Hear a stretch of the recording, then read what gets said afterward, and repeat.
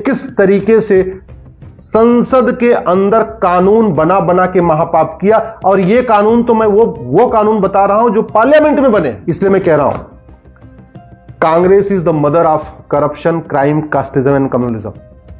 1860 में अंग्रेजों ने एक इंडियन पिनल कोड बनाया था, कांग्रेस ने उसको बदलने का कोई प्रयास नहीं किया। 1861 में पुलिस एक्ट बनाया था, उसको कांग्रेस ने बदलने का कभी प्रयास नहीं किया।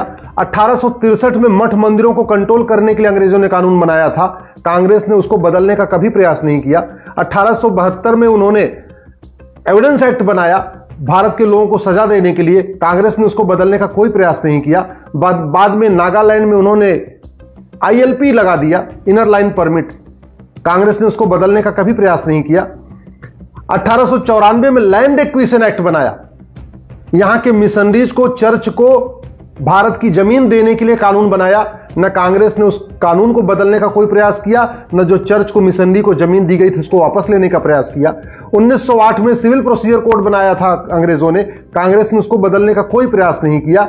1936 में पारसी मैरिज एक्ट बनाया अंग्रेजों ने, कांग्रेस ने उसको बदलने का कोई प्रयास नहीं किया। 1937 में शरीयत एक्ट बनाया था, कांग्रेस ने उसको भी नहीं बदला। 1946 में फॉरेनर एक्ट बनाया, कांग्रेस ने उसको बदलने का कोई प्रयास नहीं किया। देश का बंटवारा हुआ, उस बंटवारे में कितना बड़ा योगदान था कांग्रेस को आप अच्छी तरीके जानते हैं। सत्ता के भूखे नेहरू जी ने किसी भी कीमत पे, हर हालत में देश का बंटवारा स्वीकार कर लिया, लेकिन सत्ता को नहीं छोड़ा। और उसके बदले लाखों लोग बेघर हुए, लाखों लोगों की हत्या हुई। बंगाल में मोपला कांड हुआ, कश्मीर में नरसंहार हुआ, पाकिस्तान में नरसंहार हुआ। आप जानते हैं विभाजन समय क्या क्या विभेषका हुई। देश आजाद हुआ, कांग्रेस को ऐतिहासिक बहुमत मिला। 1954 में नेहरू जी ने खतरनाक कानून बनाया जिसको वक्फ एक्ट कहते हैं। यह जो वक्फ एक्ट आज चल रहा है, इसकी शुरुआत नेहरू जी ने किया था 1954 में। और जैसे अंग्रेजों ने कानून बनाया था चर्च और मिशनरीज को जमीन देने के लिए, नेहरू जी ने कानून बनाया 1954 में वक्फ एक्ट, सारी की सारी जमीन मुस्लिम्स को देने के लिए। जब देश विभाजन हो गया, पाकिस्तान से जो हिंदू भारत आए थे उनकी जमीनों पे वहां के मुस्लिम्स ने कब्जा कर लिया, लेकिन जब यहां के जो मुस्लिम पाकिस्तान गए उनकी जमीनों को वक्फ को दे दिया नेहरू जी ने। न सरकार ने खुद लिया जमीनों को, न हिंदुओं को लेने दिया, बल्कि उसको पूरी तरीके से वक्फ को दे दिया। यह महापाप किया था नेहरू जी ने। 1954 में एक और महापाप किया, ड्रग एक्ट बनाया, और ड्रग एक्ट बना के जो भारत की चिकित्सा व्यवस्था थी इसको बर्बाद कर दिया। हमारे चरक संहिता में, सुश्रुत संहिता में, वाग्भट संहिता में, माधवकर संहिता में, भाव प्रकाश संहिता में, सारंगधर संहिता में, महर्षि पतंजलि के योग सूत्र में जिन बीमारियों का इलाज है उसको पब्लिकली कहने पे अपराध घोषित कर दिया। आज बाबा रामदेव को बहुत सारी लीगल नोटिस आती रहती थी, हिम्स में आचार्य मनीष है उनको लीगल नोटिस आती रहती है। जिन बीमारियों का इलाज साफ साफ लिखा हुआ है चरक संहिता में, सुश्रुत संहिता में, वाग्भट संहिता में, माधवकर संहिता में, भाव प्रकाश संहिता में, सारंगधर संहिता में, पतंजलि के योग सूत्र में, उसको भी अगर पब्लिकली कह दें कि हाँ भाई इस बीमारी का इलाज ऐसे हो सकता है, तो लीगल नोटिस आ जाएगी। उसके बाद इंदिरा जी, जिसको कई लोग दुर्गा कहते हैं, पता नहीं क्या क्या कहते रहते हैं, शक्ति कहते हैं उन्होंने ये किया वो किया। उन्होंने 1971 में महापाप किया, कानून बनाया, जनगण मन के लिए म्यूजिक फिक्स कर दिया, जनगण मन का अपमान करने पे 3 साल की सजा का प्रावधान कर दिया, जनगण मन की टाइम क्या होगी उसको कानून में लिख दिया, जनगण मन खड़े होकर गाना सब कर दिया, लेकिन वंदे मातरम को छोड़ दिया। 1984 में हमारे आपके परिवार के लोगों ने ऐतिहासिक बहुमत दिया कांग्रेस को, 404 सीट, राजीव गांधी प्रधानमंत्री बने।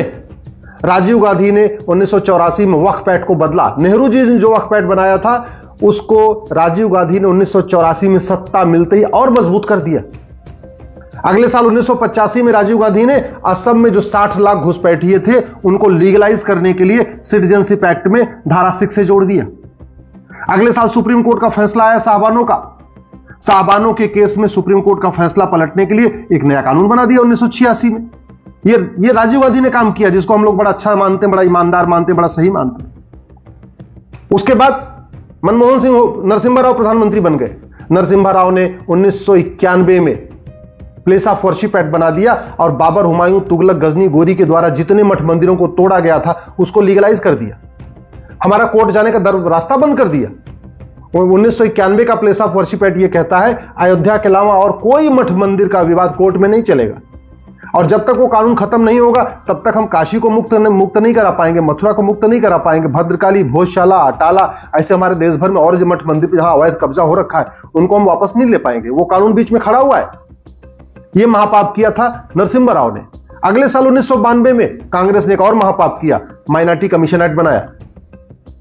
जैन को माइनॉरिटी घोषित कर दिया, बौद्ध को माइनॉरिटी घोषित कर दिया, सिख को माइनॉरिटी घोषित कर दिया, हिंदू को मेजॉरिटी, जैन बौद्ध सिख माइनॉरिटी, हिंदुओं को आपस में बांट दिया। दूसरा, इसी कानून के जरिए मुस्लिम्स को अनलिमिटेड पावर दे दिया, उनके लिए दुनिया भर की योजनाएं चला दिया, माइनॉरिटी कमीशन बना दिया, माइनॉरिटी अफेयर मिनिस्ट्री बना दिया, सब कुछ करना शुरू कर दिया। 1995 में एक और महापाप किया कांग्रेस ने, जो 1954 का वक्फ एक्ट था, नेहरू जी द्वारा बनाया गया, उसको वापस लिया। 1995 में उससे भी खतरनाक कानून बना दिया। यह काम किया था नरसिम्हा राव ने, कांग्रेस की सरकार ने। उसे भी पेट नहीं भरा। 2004 में अलग से एक माइनॉरिटी एजुकेशन एक्ट बना दिया। 2006 में माइनॉरिटी अफेयर मिनिस्ट्री बना दिया। उसके पहले तक भारत में सोशल जस्टिस मिनिस्ट्री होती थी, न केंद्र में माइनॉरिटी अफेयर मिनिस्ट्री होती थी, न राज्य में माइनॉरिटी अफेयर मिनिस्ट्री होती थी, सोशल जस्टिस मिनिस्ट्री होती थी, सामाजिक न्याय मंत्रालय होता था। 2006 के पहले भारत के इतिहास में पहली बार माइनॉरिटी अफेयर मिनिस्ट्री 2006 में बनी है, कांग्रेस की सरकार ने बनाया। यूपीए 1 में उससे भी पेट नहीं भरा। 2010 में एफसीआरए बना दिया। यहां देश विरोधी एनजीओ, देश विरोधी जो सोशल एक्टिविस्ट हैं, जो टुकड़े टुकड़े गैंग है, माओवादियों को फंडिंग कराने के लिए, नक्सलियों को फंडिंग कराने के लिए, कश्मीर के आतंकवादियों को फंडिंग कराने के लिए, जिहादियों को फंडिंग कराने के लिए, मिशनरियों को विदेशी फंडिंग कराने के लिए कानून बना दिया 2010 में एफसीआरए। उससे भी पेट नहीं भरा। 2012 में राइट टू एजुकेशन को बदल दिया और मदरसों को राइट टू एजुकेशन के दायरे से बाहर निकाल दिया। उसका परिणाम यह है, मदरसे में कौन पढ़ता है सरकारी अधिकारियों को नहीं पता, ऑडिट नहीं कर सकते। सरकारी अधिकारी मदरसों के ऑडिट नहीं कर सकते। 2012 में जो कांग्रेस ने अमेंडमेंट किया था राइट टू एजुकेशन में, नतीजा यह है, मदरसे में कौन पढ़ता है, मदरसे में कौन पढ़ाता है, मदरसे में कौन सी किताब पढ़ाई जाती है, मदरसे की फंडिंग कहां से आती है, कुछ भी सरकार को नहीं पता। 2013 में जाते जाते जो वक्फ एक्ट था उसको और मजबूत कर गए। इसलिए मैं कह रहा हूं, कांग्रेस को वोट देने से पहले कांग्रेस के कुकर्मों को समझ लीजिए कि किस तरीके से संसद के अंदर कानून बना बना के महापाप किया। और यह कानून तो मैं वो कानून बता रहा हूं जो पार्लियामेंट में बने। कांग्रेस की राज्य सरकारों ने भी ऐसे ऐसे कानून बनाए। वो मध्य प्रदेश में भी उन्होंने बहुत कानून बनाए, छत्तीसगढ़ में उनको मौका मिला कानून बनाया, कर्नाटक में मौका मिला कानून बनाया। मैं तो केवल आपको सेंट्रल एक्ट की बात बता रहा हूं जो पार्लियामेंट में बने। इसलिए आप अगर राज्य सरकार भी चुन रहे हैं, विधानसभा चुनाव में भी वोट दे रहे हैं, तो कांग्रेस को कुकर्मों को एक बार याद जरूर करिए। क्यों? क्योंकि आप विधानसभा में वोट करते हैं तो उससे राज्यसभा की भी जो समीकरण वो भी बदलता है।